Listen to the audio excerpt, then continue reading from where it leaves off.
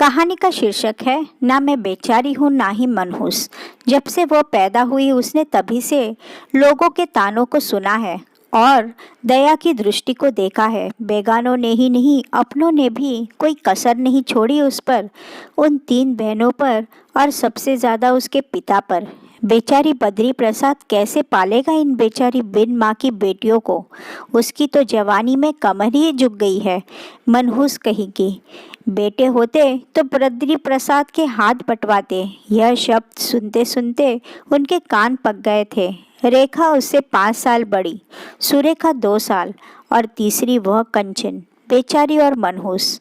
उसने अपनी माँ को नहीं देखा था। उसने सुना था कि जब वह पैदा हुई थी तो प्रसव के दौरान उसकी माँ की मौत हो गई थी। वह नादान अनजान क्या जानती थी कि समाज ने उस पर और उसकी बहनों पर बेचारी और मनहूस का लेबल लगा दिया था। बेचारी और मनहूस बेटियां, पर इन सब में उसका और उसकी बहनों का क्या दोष, वह समाज से पूछना चाहती है।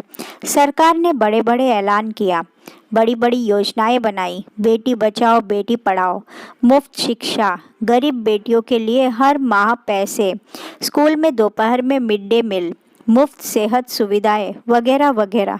पर उसने देखा कि सरकार के अधिकारी और कर्मचारी उन बच्चियों के लिए योजनाओं का अधिकांश पैसा और सुविधाओं को आपस में बांट लेते हैं। इसी माहौल में वो बड़ी हुई। शुरू शुरू में तो कुछ अपनों ने साथ दिया, पर फिर सबने मुंह मोड़ लिया। पर न उनके पिता ने परिस्थिति से हार मानी और न उन्होंने। तीनों बहनों ने हर विपरीत स्थिति का हौसले और दृढ़ता से सामना किया। दूसरे बच्चों को पढ़ाकर अपने लिए किताबें खरीदती, अपनी फीस देती और पिता का सहारा बनी। हर चुनौती और मुश्किलों का सामना किया।